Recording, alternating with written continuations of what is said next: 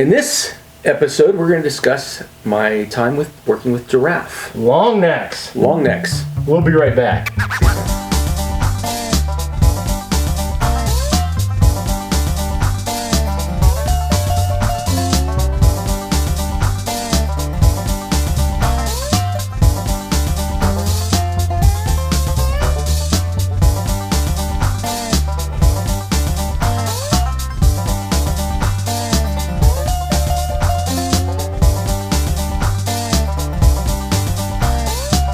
Welcome back to Southern Oregon Safari. And we're the Buffalo Roam. I'm Jerry. I'm Hayden. And Hayden's going to tell us about these long neck critters that he had.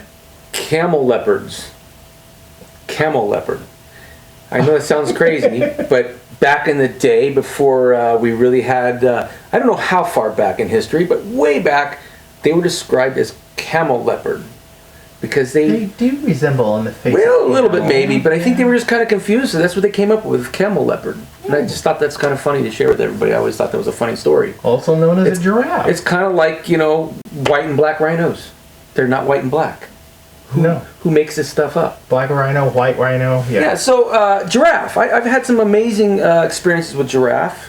We can share some pictures of Aria with baby giraffe and stuff. And I have a friend of mine that has a giraffe that he travels through now and then, and it comes in when it's traveling. It takes a break here for a couple of days here and there. I did see them pull into your driveway one day. Very strange looking trailer, huh? Yeah. Yeah, I wish I would. I did find a picture of it online. Ah, very nice. Yes. Yeah, and that's a buddy of mine, and he has one of the only giraffe in the industry anymore these days. Okay. And he usually was always the main. I mean, he always had the giraffe in the industry. Not a lot of people are equipped to have giraffe. I worked a lot of giraffe at Neverland at Michael's place. He had quite a collection of giraffe, and so I handled a lot of giraffe there. But I've just had a really neat, been very fortunate, got to handle a lot of neat giraffe. They're just really fun animals. They're so surreal and unusual. I mean, even just the way they walk and their gait, when they run, it looks like it's slow motion. I actually got to witness a baby giraffe being born at the Portland Zoo. That's super cool. That's super cool. And that baby falls 6 feet to the ground. Yes. And then it got up and we stayed there and watched it get its first num-nums. Yep. And just to watch something that big just hit the ground and then get up. It was amazing. Yeah. Really impressive animal. I mean, giraffes are really just the most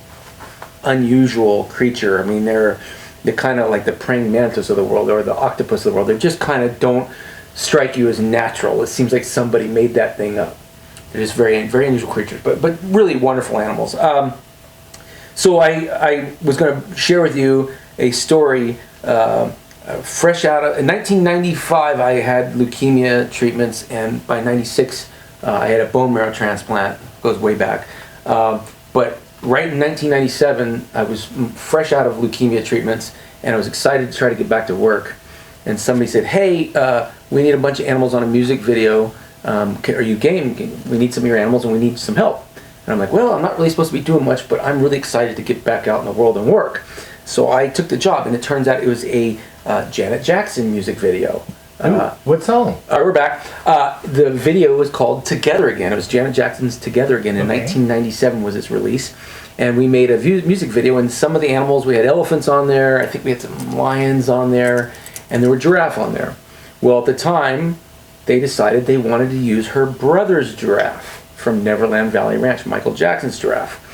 So there was a couple that we brought there, and one of the giraffes named Princess, let me back up a little bit. We were working in Southern California on a giant ranch, one of the largest, at that time in 97, was one of the largest privately owned ranches in California, I believe. It was 230,000 acres, I believe.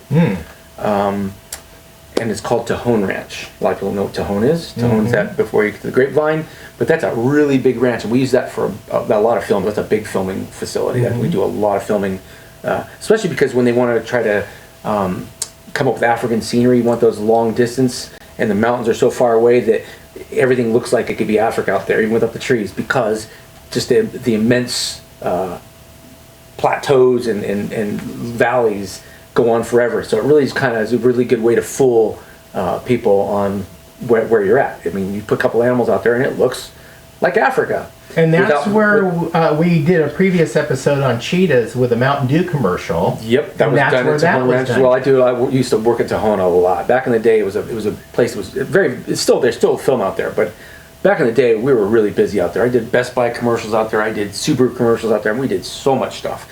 But anyway, we were at Tejon Ranch, 230-something thousand, I believe, or whatever the heck it is. It's big.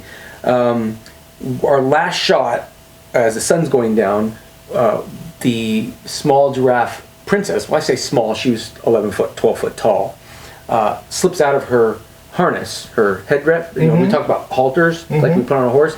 It's a harness that goes on the head, but this is one that's supposed to blend in with the skin so you can't see it, because they didn't want a harness on the animal in the film, so we put these little teeny wire harnesses on them because the camera can't see it from a distance. Okay.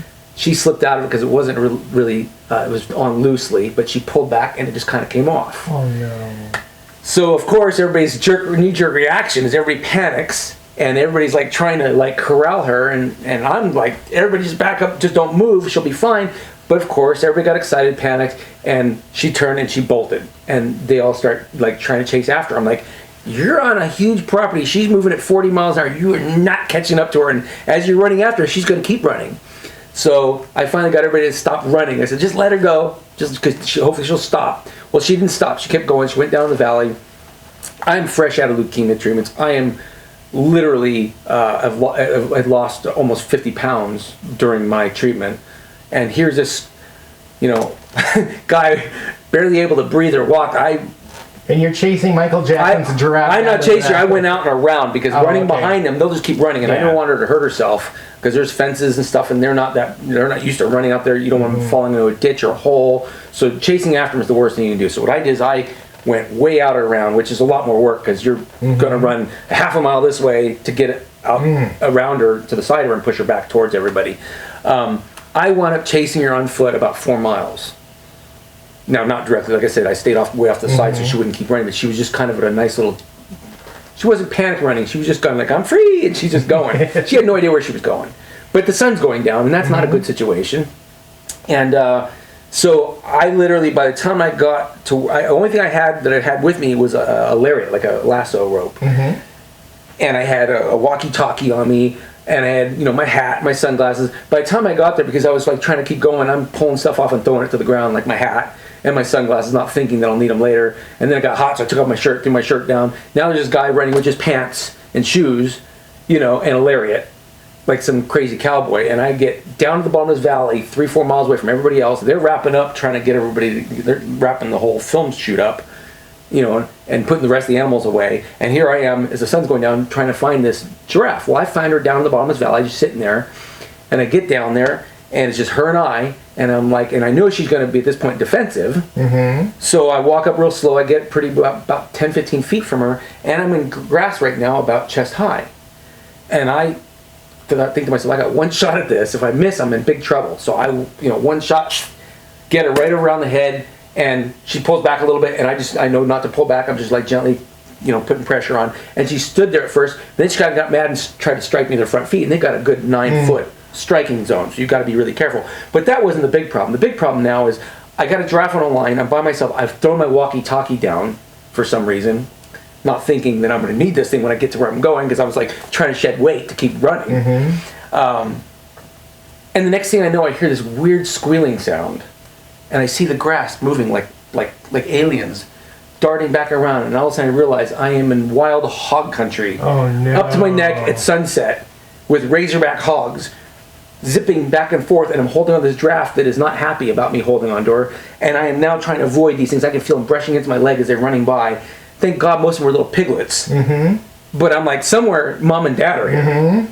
And I can't see nothing. I'm just literally holding on. I see this giraffe neck sticking out of the grass. I'm up to my neck in grass, and these things are zipping back and forth around me.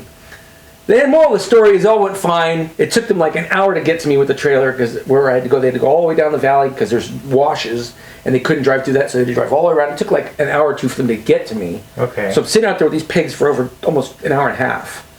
And as soon as they got there, we just loaded her up, and everything was fine. She had not a scratch on her. Everything was good. Happy ending. But that's my funny giraffe story. It's a little bit long. Quite the adventure. But that's one of the things that stuck in my head, that when it comes to giraffe, that's one of my favorite stories, just because it was just kind of a wild ride. And how I pulled it off, I have no idea. But it was neat. all on adrenaline. You were able to share that and survive leukemia, and here to share it. Yeah. Wow. So, good for you. But the moral of the story is, like, the weirdest things can happen and stuff you wouldn't expect at the weirdest times and the worst times. And that's my giraffe story. I just like that story. It's a little long. Sorry. That's cool. Yeah.